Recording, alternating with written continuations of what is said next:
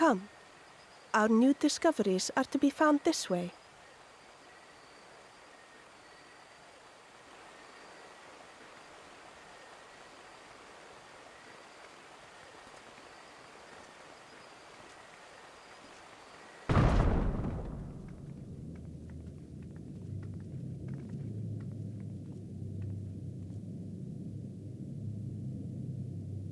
The people of Ronka are known to have venerated animals, but these features do not match those of any indigenous species. This is no common beast. Though that much is plain from its proportions. Lifelike, is it not? One could almost imagine it breathed.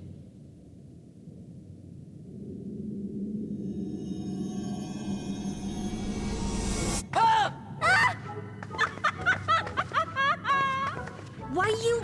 Ugh.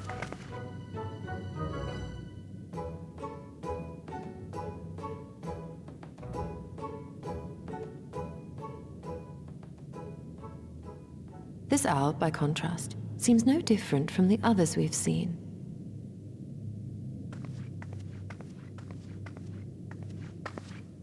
The sealed door lies ahead.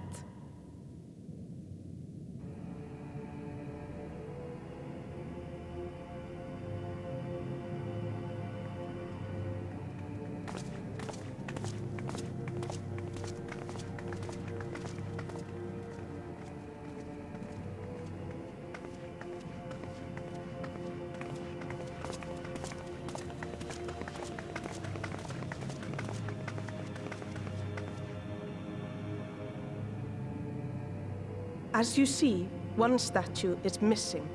I expect we are meant to replace it as before.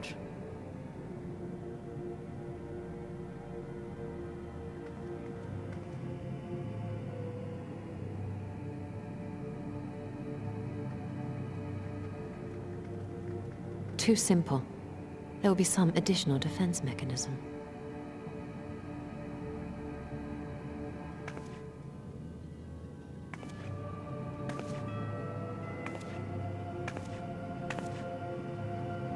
Just a moment. There are words carved into the stone.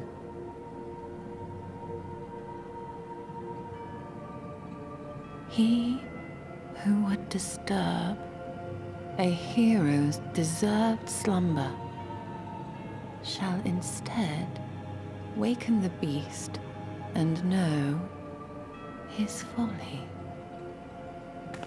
Wait! Don't!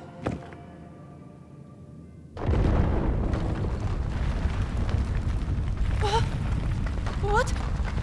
But I only... What is happening?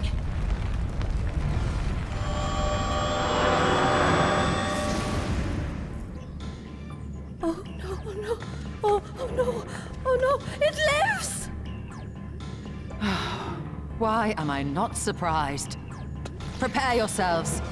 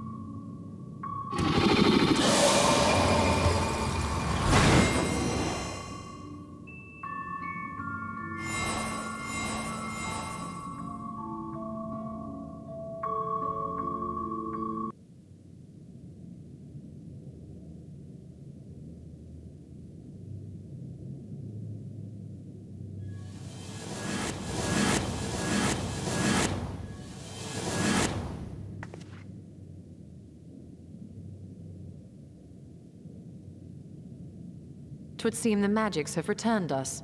How polite. Now, what have we learned?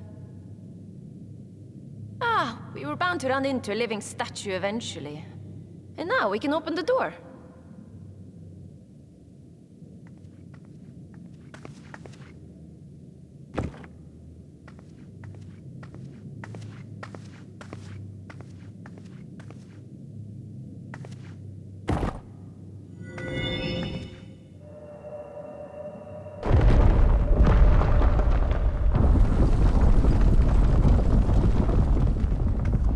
who would disturb a hero's deserved slumber.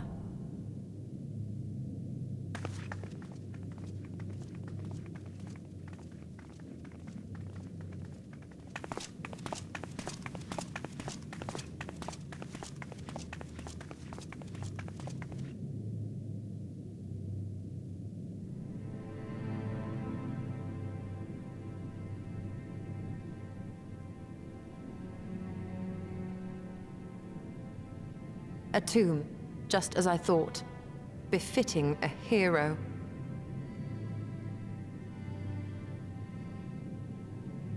She is Vis. Could it be the Archmage Tiuna?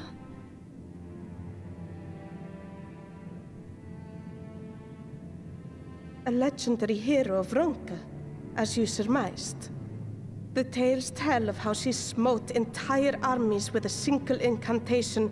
So potent was her spellcraft, though she ever fought in the name of peace. I thought them no more than tales. To think she really existed. Well, I, for one, always believed.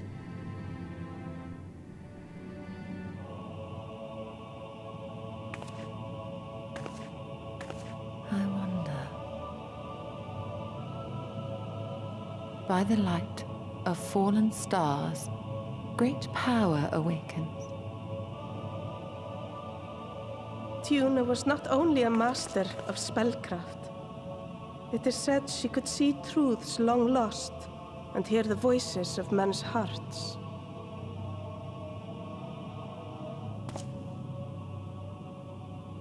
Naught less than the echo. In which case, none of this is mere coincidence.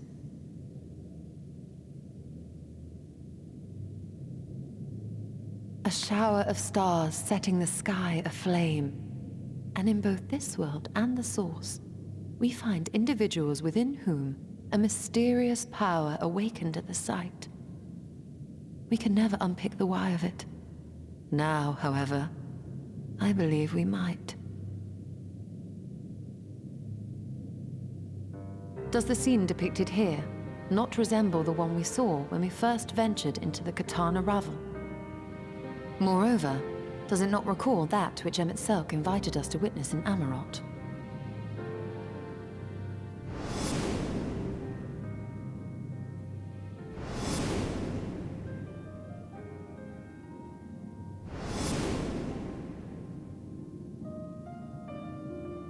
The final days.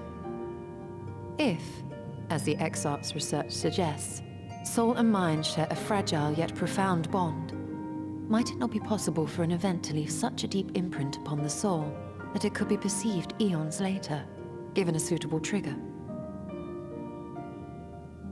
The echo defies explanation by conventional etherological theory, or shall we say modern etherological theory. But if it is a power that once belonged to the ancients, to souls yet undivided,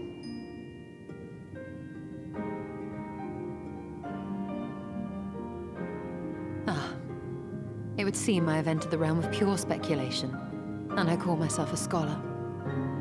I shall refrain from making any further wild claims until such time as I have evidence.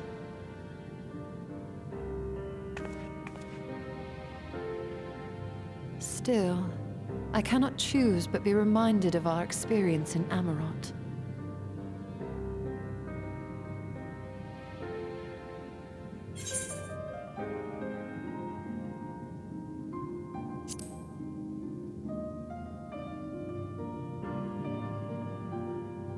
Remember us.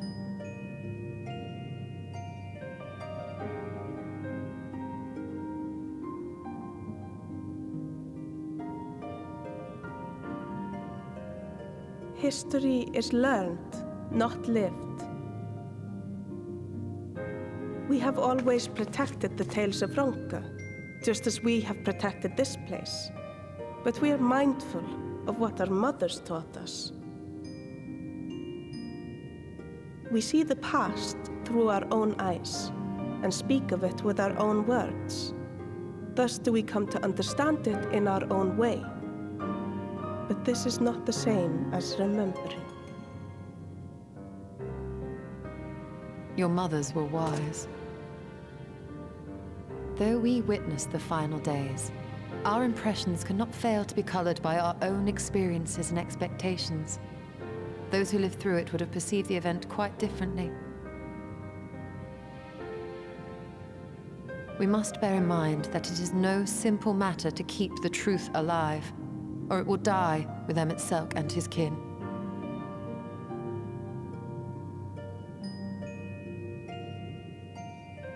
But we have disturbed Tiuna long enough. Fanau will serve similarly well as a venue for our contemplations.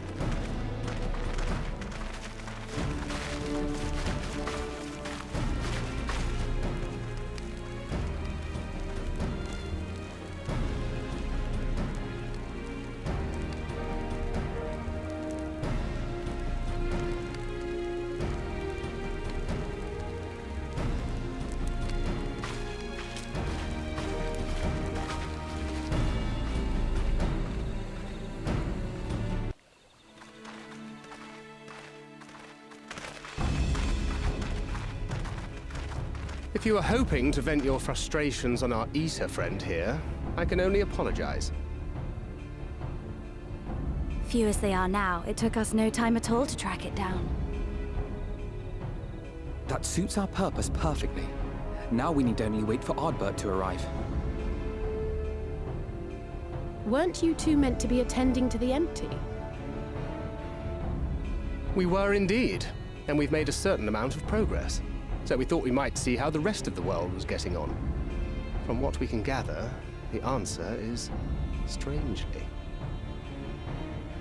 Right now, we think we can do more good here. It is heartening to have all present. Indeed. We will be glad of the additional hands should matters escalate. Our quarry has come.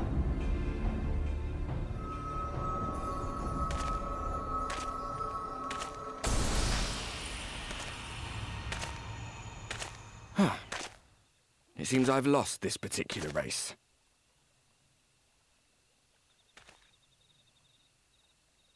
Although I suppose it's only fair. When we first met, it was I who outpaced you. Ravana, was it?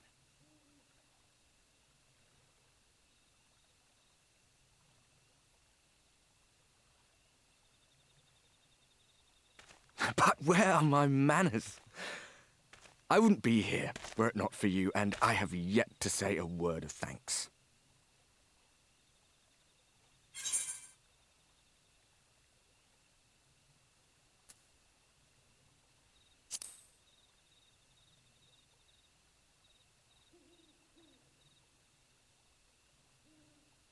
Poor fellow. He will be sorely missed.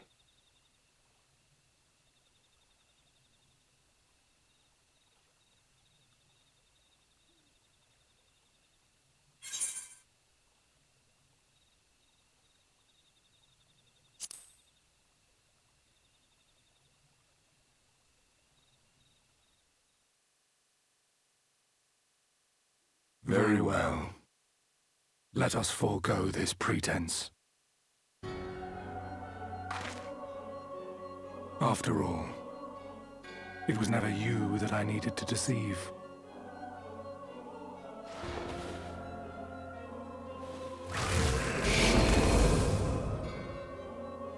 Yes, it is I, Elizabeth. Through your time in Emet-Selk's imitation of our home, I dare say you have gained a better understanding of my role since last we met. Not that it matters.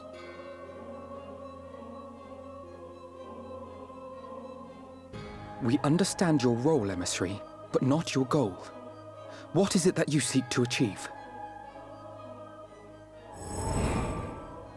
I seek to enact the will of the Convocation, of course. If it helps you to think of me as but another Ascian, no different in nature or purpose from the rest, you are welcome to do so. Once, I would have said your goal was destruction alone. Now I understand that you fight for something you love, just as we do. Yet though we seem doomed to clash, I bid you consider Emet-Selk's final words.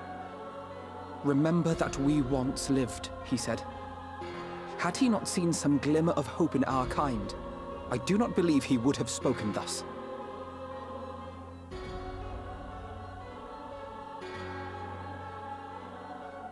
None better understood your plight than he. His words must surely be worthy of your consideration.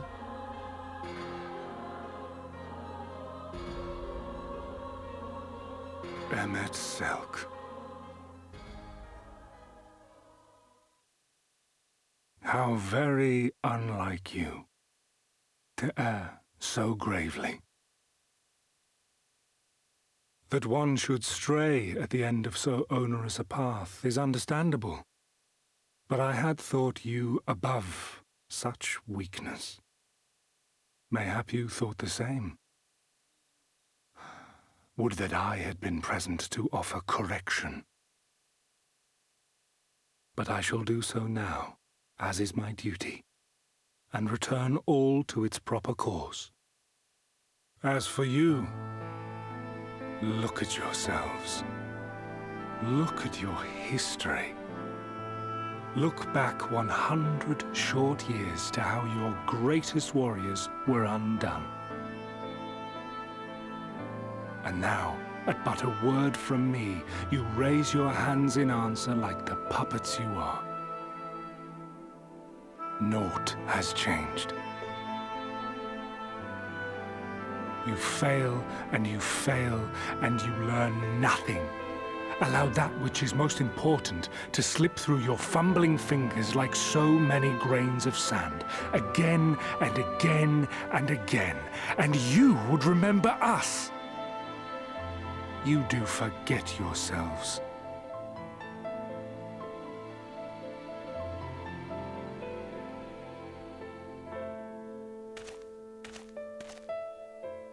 There is no common ground to be found between you and I, nor do I require any. I have my duty. Wait!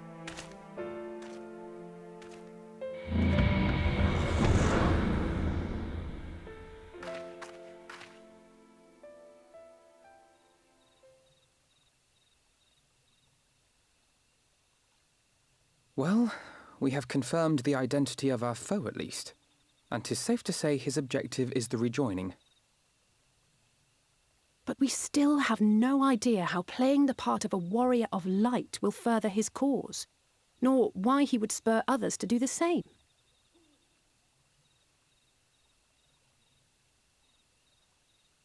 Another visit to the Tempest may shed some light upon these mysteries. Whether we are to exchange words or blows with Elidibus at our next meeting, the fact remains, we know too little. Ere our paths cross again, I would learn more of the world that once was, and of Elidibus himself. In this, we would be best served going directly to his home, much as Emmett Selk came to ours. Though I see the wisdom in thy suggestion, the Amarot we visited is but a phantom born of Emmett Selk's memory. I fear it will teach us little that we do not already know. I quite agree. Yet the ruins of the actual city remain unexplored. Given the vastness of the Tempest, I should not be surprised were there more such structures like to those in which the Ondo reside.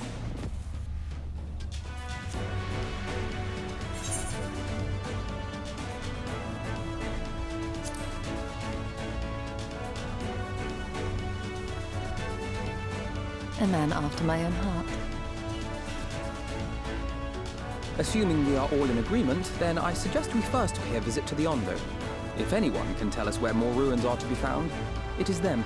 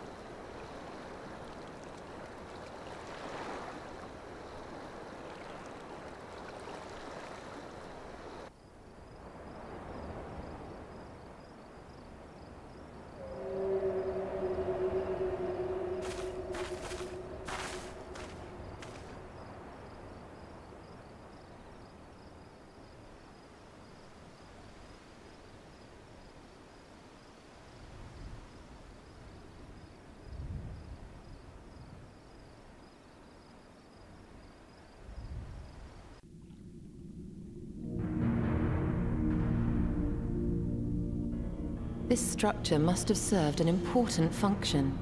And here are yet more crystals. I too noted the crystal repository on the way. The Benthos seem to employ them in their spellcasting.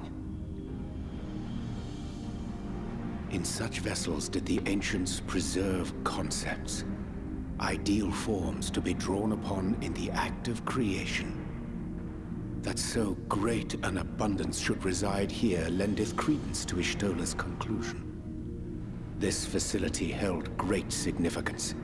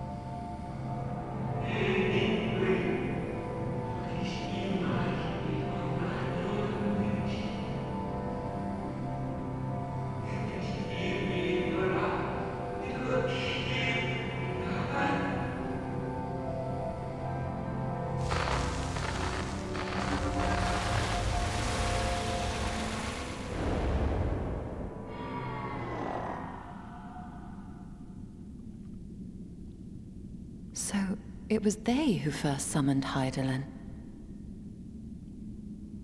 Their discussion did seem to imply as much, yes. I cannot say I have ever heard of this Venar before. For a certainty, Emet-Selch never uttered the name, speak though he did of the schism which Zodiark's advent wrought upon mankind. Some were of the viewpoint that his power must needs be restrained, and to that end did they call forth she who would serve as his shackles. We now know that it was this Venar to whom they looked for leadership. And that this place, in all likelihood, served as their headquarters. The presence of such intimate records attests to that. I would hear what else they have to tell us. All of it. Did anyone see the source of the image?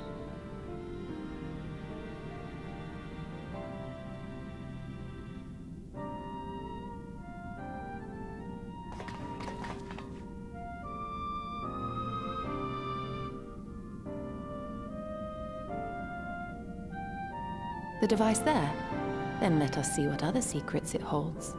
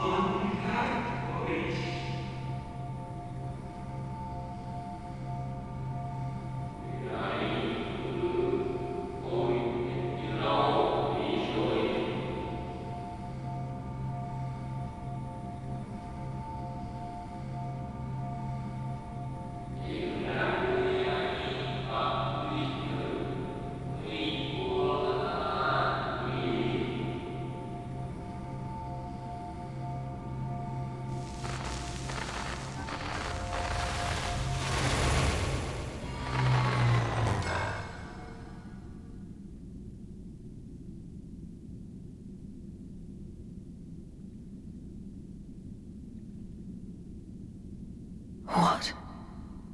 Forgive me, but did that not strongly imply that Elidibus sacrificed himself to become Zodiark's heart? 7 hells. Then who or what are we dealing with?